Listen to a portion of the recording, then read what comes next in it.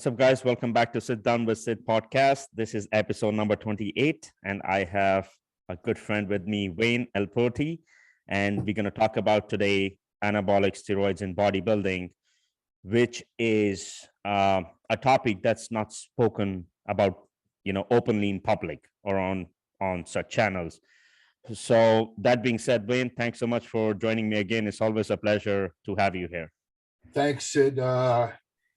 I've been keeping up to date on all your other guests, and you're doing real good, spreading the good word with everybody and every guest you have on. Like you said, a different opinion and a different person all the time, and brings us all together. We all have a lot to learn from each other, and thanks for having me on, brother. I appreciate it. You're my man. Anytime, Wayne. So, Wayne, I want to talk about, as I said, the reason we decided to do this is because, this is a topic, that's like very true to the bodybuilding industry, but very few people and channels talk about it. And I think it's important for upcoming kids, who want to get into this industry to be guided the right way, Absolutely. So let me ask you, Wayne, so what do you think is the overall perception from your point of view about anabolic steroids in bodybuilding, just in general? In general? Yeah. The misinformation is that it's the be all end all. And it's really not. It's just one component of the health and fitness lifestyle in general, and it is a big component in professional bodybuilding. We know that. As far as professional sports, I don't know, but you can see it has filtered through for a very good reason. That's the misconception that I see, is the misinformation about it, the non-education about it, and really not going about it the right way. And again, like we're talking about a controversial thing, I don't think there's enough guys out there and people out there today said that get into a scientific basis of it. There are many of us that have done it. You wouldn't have me on if I didn't say I didn't do them and don't know about them, obviously. But we do have a lot of the bro channels on now, to the guys that you and I follow, who we love. I'm not going to throw out there because that's where I learn also. Maybe I don't learn from them, but I learn where to go to get more information. That they brought out a great question. But I'm all scientific based, right to the medical journals, right to the scientific truth. And there's where we're missing the whole gamut. Why we haven't hit that yet is like going from A to D or A to L. Until you have that down and understand it, even the medical community doesn't get it yet. But they're the ones who invented it in 1935, in the 1950s. So it's not read and educated the right way, like you said. If you read it scientifically the right way, it's the same thing as if you put gas in your car. How much is per gallon? It's a number. If you put this substance in you, what does it do? If you put that diet in you, what does it do? If you put this in, so like you said, yeah, there's just misinformation. That's all it is. Misinformation. Do you think? So let me ask you: do you think one of the reasons can be I know people who are not certified in nutrition and they are coaching people, giving them nutrition, supplementation, especially on anabolics.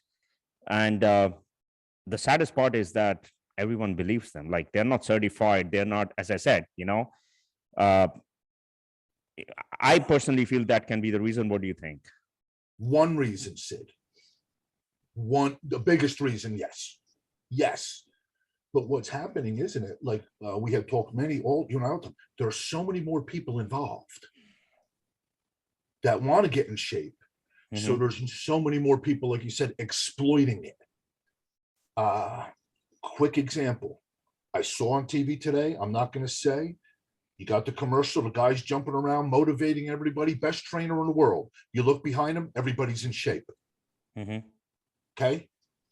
With all due respect, that'll kill me if I tried that.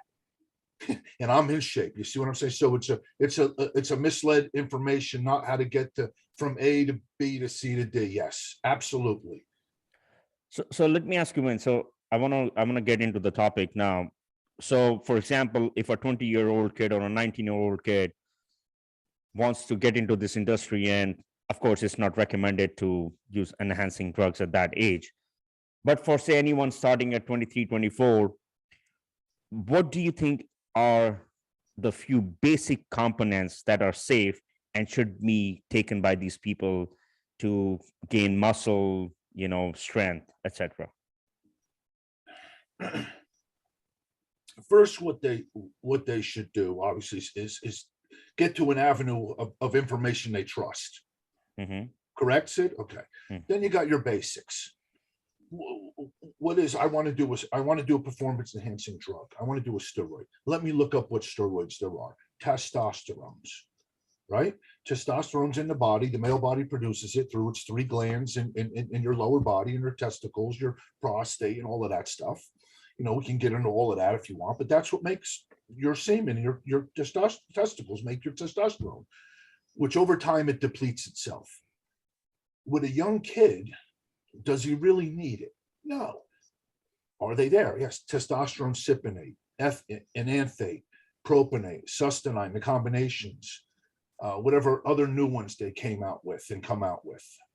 D-bol is right, the oral testosterone, from what I've just read, heard and understood over the last year from the pros. So again, silly, right? So there's a question. Everyone's doing D-bol and testosterone together. It's like putting test on top of test, doing other substance instead of that. But see, why don't you break it down? So, for example, let's break it down in 3 tiers.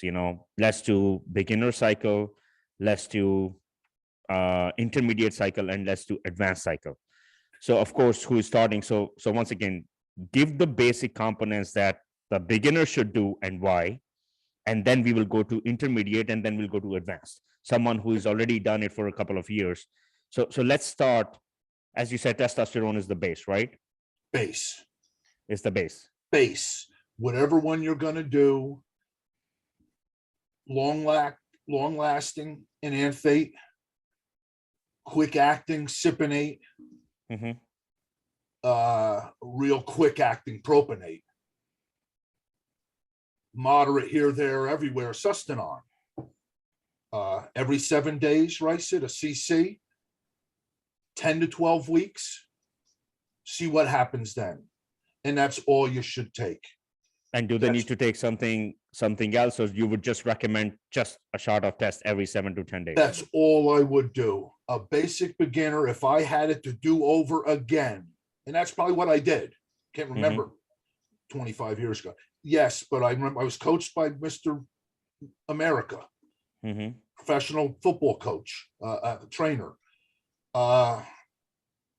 Lou Perillo. Look him up, everybody. Lou Perillo. Okay. Said, Wayne, just start with this basic. Learn how to squat first. CC a week, no more than 12 weeks of I would say enanthate. Right. So cypionate's going to hit you a little bit harder. Okay. You may have some side effects being that young with gynecomastia, and your body's still getting used to itself. But sometimes 16, 17, 18, 20, 25-year-olds. I would start with Demsid and just train. Basic pretty testosterone, much. Learn about what you're doing, see how you feel, 12 weeks, right? And then go off for a while, see how your body responds then. Then you'll know how the body really worked when it was on it. So how many cycles do you recommend? So if you're recommending 12-week cycle to a beginner, would you recommend 12 weeks on, 8 weeks off, 12 weeks on, 8 weeks off? Would you recommend 2 to 3 cycles a year for someone who's a beginner? 12 on, 12 off. Oh, so you're going 12 on, 12 off. So that will be pretty much. Yeah. Or Sid, or See, I don't think 8 gives you enough of a graph. Mm-hmm.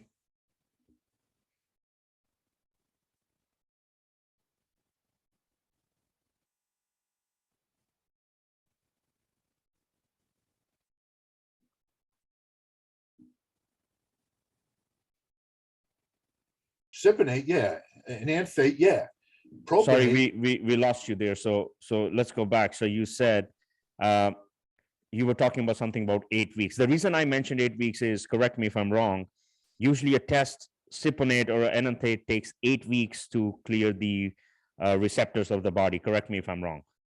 No, you're correct. You're correct. But even longer too, Sid. Could take even 12 weeks to get fine, or 14 or 16, half a year. You never know. Mm-hmm. But I was just going back, I would, if it was me to do again, I would do a 12-week cycle of a CC a week, Mm-hmm. of enanthate or cypionate once a week, alternate cheek sides, Mm-hmm. knowing how to train. You'd be completely dead. That's how to do it. And Mm-hmm. then you go off. You could do 8 weeks.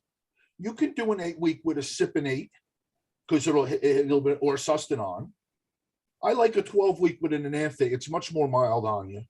Okay. You're probably not going to run into a lot of the water retention and the gynecomastia stuff and the aggressiveness. With the propionate, sustanon, and cypionate, you might. But so it's anywhere between 8 and 12. Yes, Sid. But then I would take time off. Okay. Definitely would take time off if I knew if to do it again. So that my advice is 8 to 12 week, CC a week, Mm-hmm. your choice, sustanon, cypionate, enanthate, and go from there. Then take some time off. 12. So- I would say 10 to 12 week off. Okay. Or match it, So now, match it. okay. So now, what about if an intermediate, someone who has done a cycle for a year, approaches you and says, you know what, I want to do a cycle. So, like, what would you add now? Of course, the base was always stays testosterone, no matter what. So now, for an intermediate, what is the second component you would like to add, and why would you recommend that? Let's do a bulking cycle. For example, if someone wants to gain muscle. So give me that scenario, and then we'll talk about the cutting. So let's start with an intermediate bulking cycle, testosterone the base. What else would you add? Probably up your testosterone, right? So go from a CC to a CC and a half, or every 5 days shots now. Okay. Throw in more frequency shots, Sid. Okay. Okay, so you're not killing your butt. And then we're going to add another compound. You're going to add an oral. Okay. If you're off the shots and going with an anadrol and a D-ball, right? That's going to take the place of your testosterone. So it's going to be a testosterone, anadrol, D-ball. Sid, I'd like to throw in Anavar on top of that. For a beginning moderate person, that's a second after a year usage, there's where I would go, Sid. I would complete the testosterone, continue the testosterone base, but I would now go into an anadrol or a D-ball, right? Probably a D-ball. And again, the cycle for 8 weeks. And then, yes, and then again, clean for a week, and then go to an anadrol. Okay, so switch it up. Yes. And then throw in, I mean, you could do, when you start getting advanced, then you get a little bit farther into the intermediate, right, Sid? Do a 50 milligram of anadrol and 20 milligrams of Anavar and see what happens. So let me be very clear so people understand you, because we are throwing a lot of things out there. So I'm going to backtrack. So for an intermediate, you said a basic testosterone, you can add an Anavar on an Adderall. You do that for 8 weeks, 8 to 10 weeks. And you said to bump up the frequency to say 1.5 cc a week, or you can do 1 cc every 5 days. Am I correct? Correct. Okay. Now we go to the advanced, someone who has been doing this for a couple of years. So now you are saying to do the base as testosterone, which can be enanthate, cypionate, or sustanon itself. and then you're saying to add their Anadrol 50 mg a day, correct? So everyone gets it right. So we got our base of just testosterone for a year, on, off, bing, bam, CC, learning, everything like that. The next would be the testosterone, and I would add an oral. Okay. And that orals definitely would be a D-bol or an Anadrol, because we want to get big, we want to put size on, we want to eat. Okay. And the only other compound that I would do would be an Anavar. So I wouldn't go any farther past those 4. And again, if I'm throwing the Anadrol in, Sid, I'm getting off the shots. So it's just going to be the Anadrol and maybe Anavar, or it's just going to be the D-bol and the Anavar, or it's just going to be loading up on the test, going with more frequent tests, maybe 2 cc's a week. Sid, I'm good with that. CC every 5 days. And then 20 milligrams of Anavar, that's a moderate up there. You're doing. We lost you there. So you said, so pretty much you said to do the Anadrol, and then, so let's talk about, I want people to understand the PCT, which is the post-cycle therapy, right? Which is very important. So first of all, I want you to explain this to the people watching this, to the kids who are listening to this. What is a PCT and why is it so important? Why one must pay attention to a PCT, post-cycle therapy? One is if you're taking a lot of gear. Yeah. If you're taking a lot of gear, obviously it's going to affect your whole body. It's going to affect your endocrine system, your brain, your secretions, your hormones. It's going to shut you down somewhere along the line. And you're going to need a refractory period, as they will call it, or a recovery period to get that generator up and running again. Here's the funny part about it, Sid. I don't believe in them if you're doing very low and moderate cycles. I don't use them at all, and I never did. That's me. I've never had a problem. Now, are you saying that I've used some Novadex and some Letrozole and things like that? I've tried those things, yes, but I never used it as a PTC. But the importance of the PTC is if you're shutting your system down and you want it to come back in a relatively more healthy and quicker way, you're going to have to do some post-cycle therapy stuff, which are your other drugs that counteract what you did to your system already, unnaturally. So I want you to explain it to people that if someone uses a heavy gear, for example, heavy testosterone, it actually shuts down the production of natural testosterone in your body. Correct. So you do a post-cycle therapy such as Nolvadex, Proviron, or Imidex to kickstart that natural testosterone system in your body, correct? Yes. You probably would start that. I heard the next day you stop, or even a week or 2 before you stop your cycle. So it has a chance to start. Yes, HCG, right? Said HCG, fertility drug for women. The guys were taking to help them get their gear back in, back in shape, their system back in shape.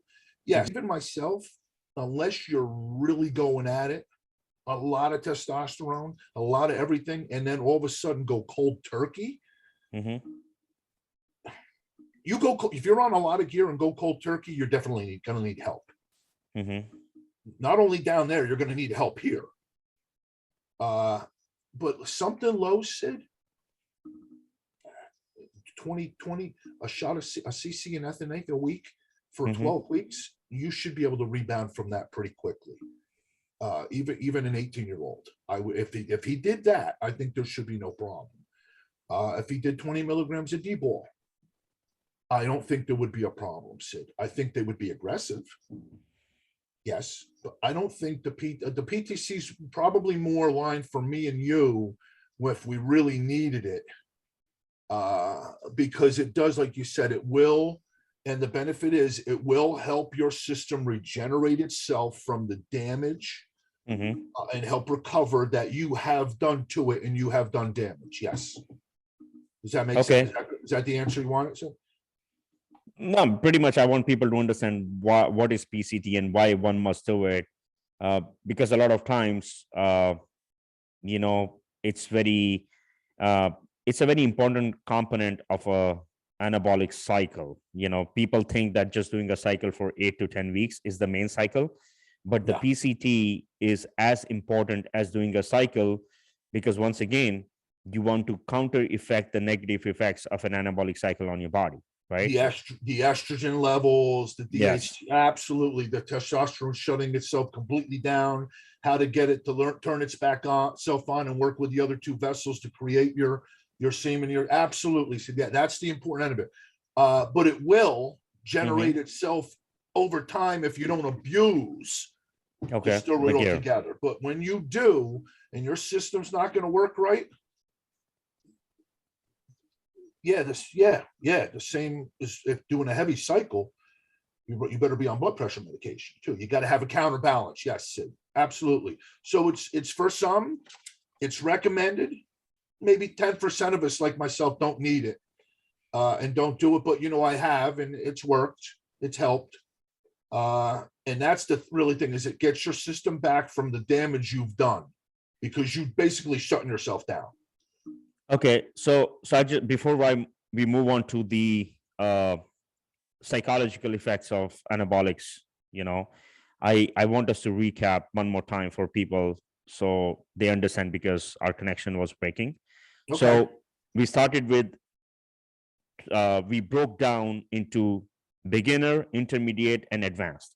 So for a beginner, you suggested a shot of test, basic, enanthate, cypionate, or cestanol for 8 to 10 weeks, followed by 8 to 10 weeks off and going back again on the cycle. Okay. Yep. For intermediate, you said was to add on oral anabolics such as Anavor, D-bol, and you also suggested Anadrol. Yep. Same thing, 8 to 10 weeks. But correct me if I'm wrong, I would recommend a PCT cycle with an oral anabolic such as D-bol, Anadrol, and Anavor, especially Anadrol, because Anadrol is usually 50 mg and is highly toxic to the liver. You should not do more than 6 to 8 weeks. Yeah, you could throw in your PTC. You could PCT. Probably do your Proviron and your Novadex, right, and your Letrozole and all your estrogen blockers throughout that cycle too, Sid. Yeah, you could even do your PTC throughout it. There's a good point, Sid. Absolutely. Yeah, there's a good point. And then when we went to the advanced stage, same thing, suggested testosterone, but upping up the dosage. You can do 1.5 cc or you can do 2 cc every 7 to 10 days.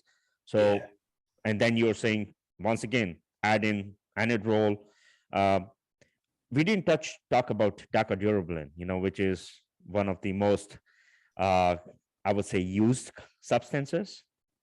Everyone, those two are the most powerful, but a lot of guys, again, got to know how to use that. You get into we got a lot of side effects from Deca, but you got a lot of great advantages too. Yes, you could do that. There's a good point, Sid. Instead of doing testosterone shots, do Deca and throw an Anadrol on. Boom. That's a beginning cycle. Right? That's a great beginning cycle. So you're doing testosterone and something else. Going to get good results. But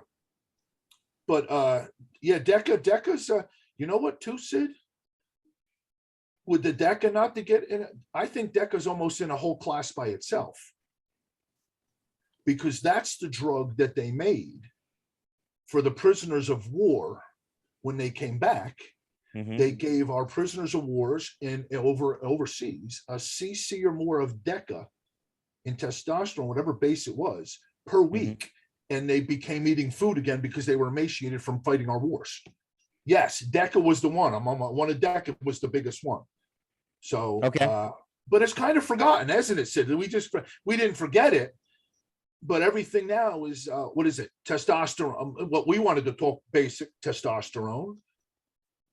Anadrols, D-balls, Anavars. Those are good. Those are your basic stuff, right? But now everyone's the trend, the clenbuterol, the stimulants, the blank. That you're right that they forgot about what you're saying. If we're going to do this, what about the PTC? Mm-hmm. Perfect point, Sid. Go from A to B to C to boom, right? Bench, deadlift, squat, or whatever. You're right. Absolutely, my friend. So let's talk about the psychological effects of anabolic. So tell our audience a little bit about what are some of the psychological effects of anabolics on a human being.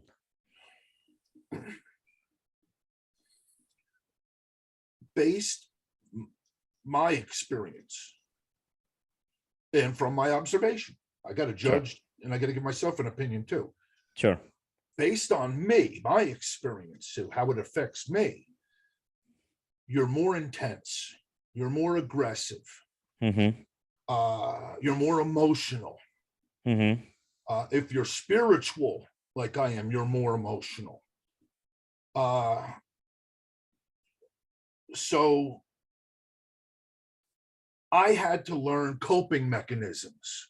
Okay. Working out is a coping mechanism for me. Correct.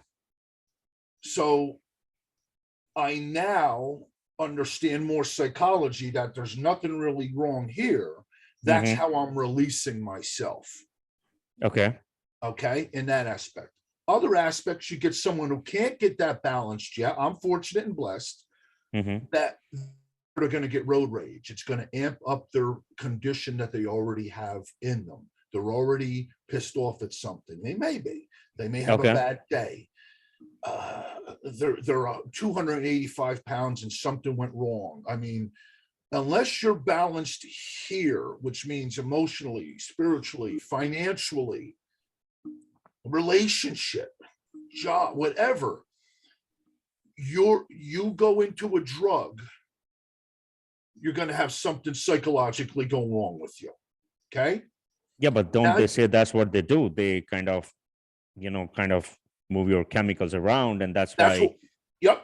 That's what they're saying now, right? Sid, neurotoxicity. You're finding more and more journals come out with and thank you for Trenbolone for that. That's why. That one, like I said, hey, when you got your mind in the right place and you want to train and you're a pro, I see exactly what they say about testosterone and trend, Sid. You're laser focused, get out of the way, my job. And if you know how to handle the balance after that, your life is great. So, and psychologically, think about it, you're on drugs, correct? It's affecting, like you just said, Sid, your liver, your bladder, your blood pressure, your skin color, and believe me, you get red, your appetite. Some of them suppress your appetite, your stomach hurts, you've been grumpy all day. If you don't eat, once again, it brings back to the point: a PCT is important to balance these hormonal imbalance. Am I get them all? Yes. If you need that stuff, you better get on it. So I would do it during, like you said, those made me go back and think. I would do it during the whole thing then too, and continue it. Okay. Like you said, right? Let's do a little Proviron and this and that during the thing, and then continue that. Excellent point, Sid. Excellent point. For the 8 weeks or whatever, do your PTC. Go ahead. Go ahead. But psychologically, if you're not ready for the ball game, you're going to have issues. I could see it when, I run the front desk at Retro. Right. And I go to other gyms and work out. I can spot it a mile away. Sid, I'm 57. I've been doing it for 40 years, more, 45. I can see what people are doing. How they are. It's not when they're running something up my back and saying they're not on anything. I'm like, come on, dude, you break. Who are we talking to? I'm older than dirt here, and that's psychologically too. The denial, which they shouldn't deny. Again, they're getting wrong information, so they're denying. But dude, I'm finding. It is the most powerful drug you'll ever do in your life that can basically continue to have you be in life, Mm-hmm. right, Sid, as opposed to an opiate or another type of an addiction. Does that make sense? Yeah. Bodybuilders can go to work. Guys that are jacked up crazy can be working on Wall Street. You're an opioid, you're not an opioid or something like that. You guys got all the different issues, and that's a whole different problem. Steroids are a whole different ballgame. That mental aspect is probably the biggest part of it. If you're aggressive, you're going to get more aggressive. If you're nasty, you're going to get more nasty. If you're a humbled person, you may become more humbled and like the knowing where you are at peace already in life. Yeah. But so when I'm going to throw a very, very tough question on you you answer me. So, I mean, after talking about all of this, do you still recommend, I mean, once again, this is a part of sport of bodybuilding, it's just, as I said, it's not publicly spoken, but that's the truth. Do you still recommend or would suggest someone to do this or go natural? So let me backtrack my question. I got the answer. From a competitive point of view. So there are two kinds of people. One who just wants to look athletic, just wants to look good at the gym and feel good. Second one is someone who wants to take bodybuilding or pursue bodybuilding as a career. So now I want you to answer both parts of the same question. Let's start with someone who does not want to compete, who just wants to look good, lift weight. What is your suggestion? What is your recommendation? Should they or should they not? Not in the beginning. I don't discourage it, but not in the beginning. If they do in the beginning, stick to what you and I said. The basics, don't go off the basics until you learn everything. In the beginning, you better know how to lift the right way. You better have built a basis, and you better have at least an understanding of what nutrition is. Or what, you better know what bad nutrition is. Let's put that, Sid. You better know how to lift the right way, and you better know how to eat the right way before you even venture into a bang or a C4, a stimulant. No, I would. And after a couple of years, then I would say, if that's what you want to do and you just want to look good, being on it, we go down the route with someone like a coach like myself that says, okay, here's what you do. You have to trust me. I just want you on this. We'll go from there. We'll set up the next. We'll do your PTC after. Or you do these things. Perfect. That's it. And do you recommend? What do you think is a right age? It's very important because I have seen kids who are 18, 17-year-old who have their hands on the gear, which is once again is not. I mean, I started my first cycle when I was 30. So. I started mine at 26, but I was studying and reading around 12 years old. Like I said, Sid, I don't care what age limit. Yeah, like what's a right age? So, for example, if someone says, you know what, I want to do this, would you suggest like between 22, 24? Would you suggest not doing it before 21? That's what I want for you to be very kind of specific in terms of. Just to be in the bodybuilding career or in general an athlete, Sid? We're talking about just general. We haven't even gone to the bodybuilding side yet. In general, if you're a high-end athlete and you're a big kid, a strong kid that's got a scholarship to Ohio State University, you're doing it when you're 17, 18 years old. Okay. Point blank. And he's probably got a real good coach behind him. All right. I got no problem with that. If you're a nobody, with all due respect, just a person, go through college, got the good grade, family, this and that. Hey, I'm getting in shape. I've been overweight my whole life. 25, Sid, 26? I would say 26. So you're saying someone 26. Who wants to, okay, so you're saying, let me recap this. So you're saying someone who is not pursuing bodybuilding as a career, 25, 26, but someone who wants to pursue bodybuilding as a career, 18, 19, but with the guidance of a coach. Oh, absolutely. If you want to be a bodybuilder, professional athlete at 18, and you know what direction you're going, you better get some help and study like you and I have, and learn from us and get to a better people. Yes, get to the good guys if you want that. Beyond that, 26 would be, you should be smart enough to know what you want to do and how you want to do it, I have no problem with that. So definitely at 32, 26 to 32 is a good range. Because after 32, your testosterone starts going down naturally as a man anyway. Okay. Yeah. All right. Let's talk about diuretics. The reason I'm bringing up diuretics is, the recent deaths of rest in peace, George Peterson, who was supposed to compete at 212 physique class. And he passed classic, sorry. And he passed the day before the prejudging. Once again, there is a lot of information out that it was diuretics and whatnot.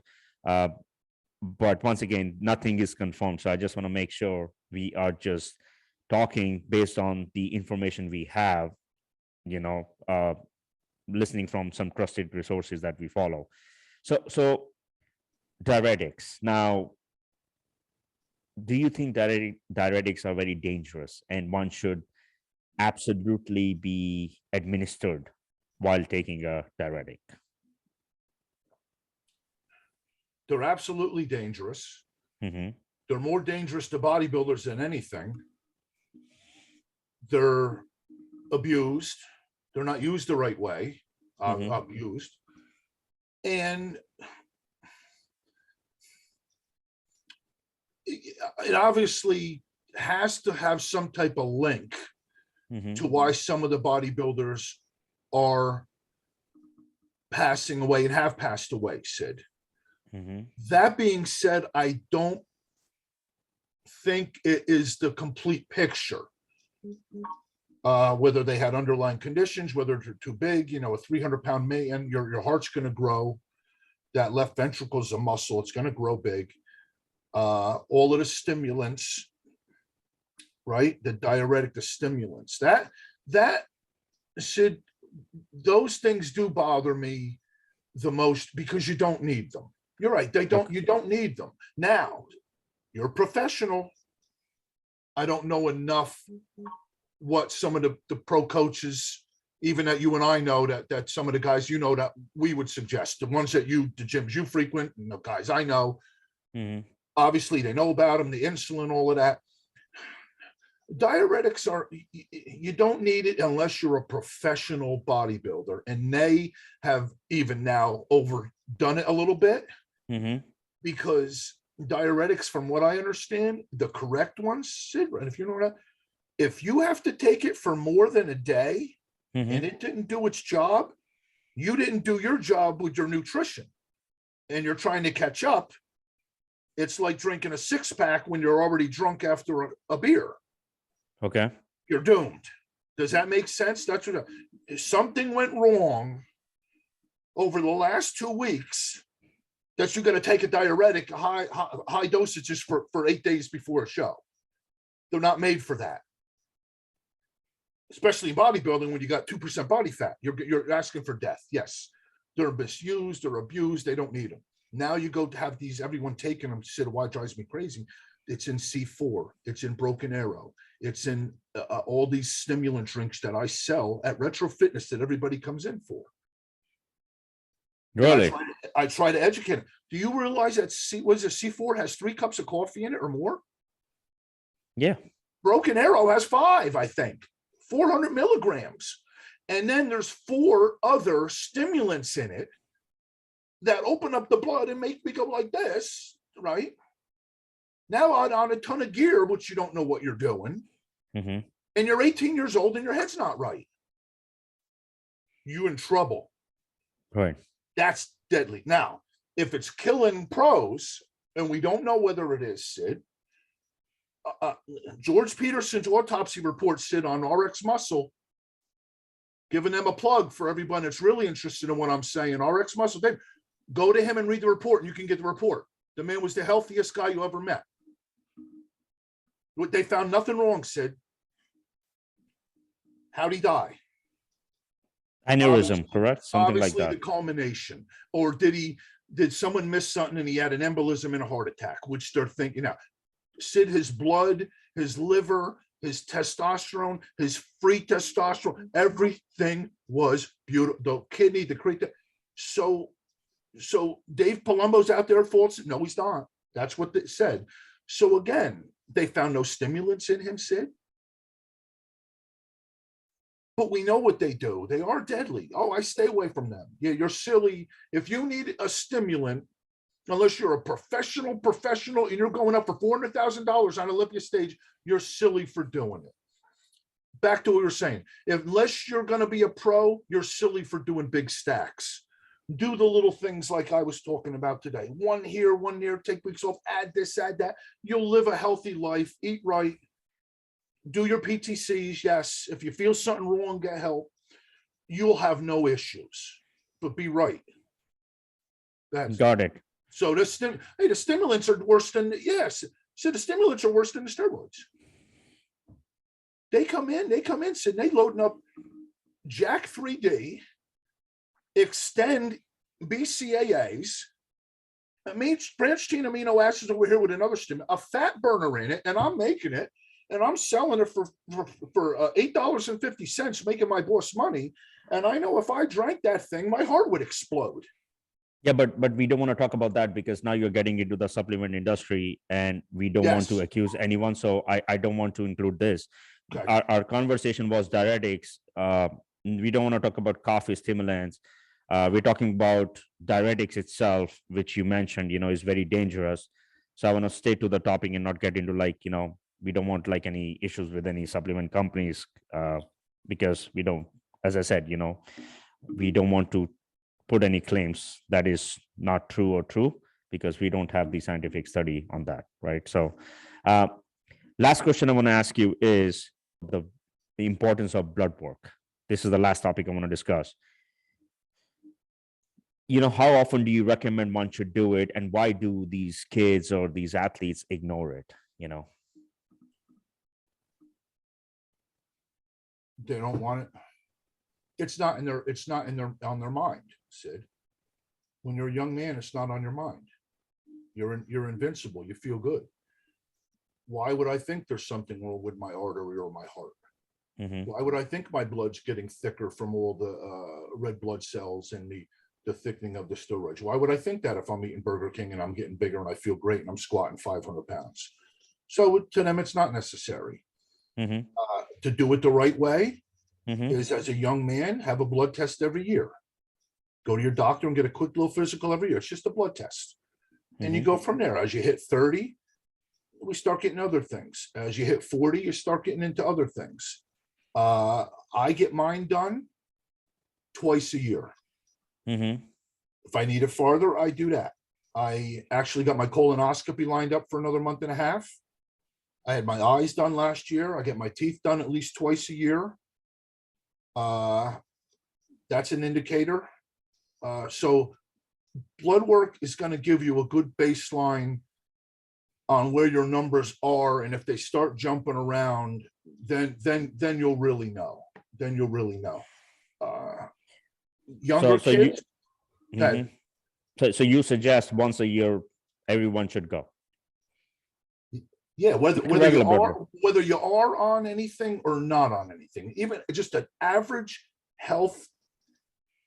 just an average person that wants to just exercise, work out, wants to do their best. An average person, human, should get a blood test every year to see where their levels are.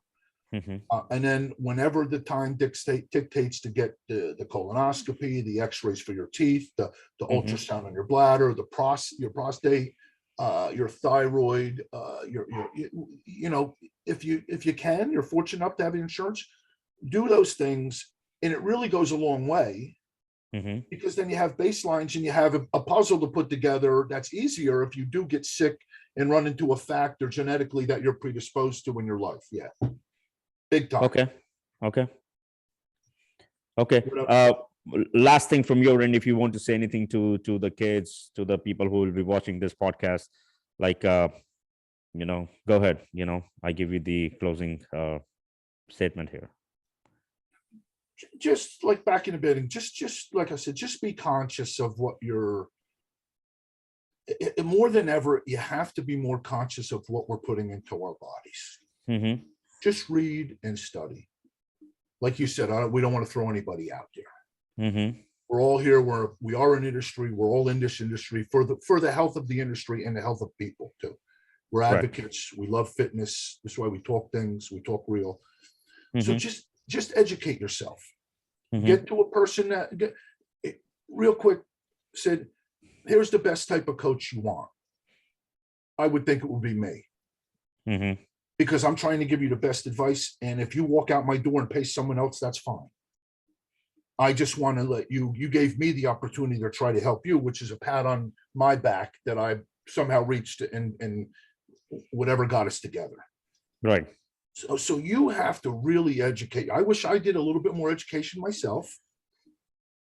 It's not like I did not educate myself or listen to the right people. Mhm. But it takes a long time for you to figure it out. Don't be in a rush. Give it 4 or 5 years. If you just started lifting, give it a while. Learn how to diet. The diet changes every year. The vitamins change every year. The supplements Mhm. change every year. Your training changes every year. Your body changes every year. Mhm. Go slow. Get with the right people to get there. Believe me, guys, there's coaches out there that are very feasible. All right. Not every personal trainer asks you for $150 an hour. Right. Or $100 a half hour. Right. Get with them. Build a relationship with someone you trust, someone's going to guide you, someone that you could go home and say, hey, my coach said this. Oh, he's spot on. Some research is about that. Yeah, it's good. That's going to motivate the person, right? To Sid, they're going to be like, hey, I'm getting good information.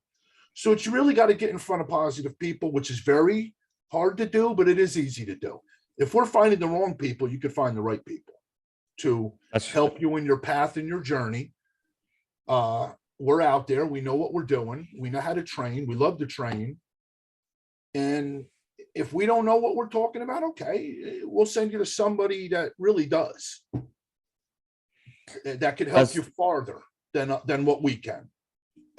And also I want people to put their questions in the comments of this video, so myself and Wayne can get back to you. We will respond to all comments.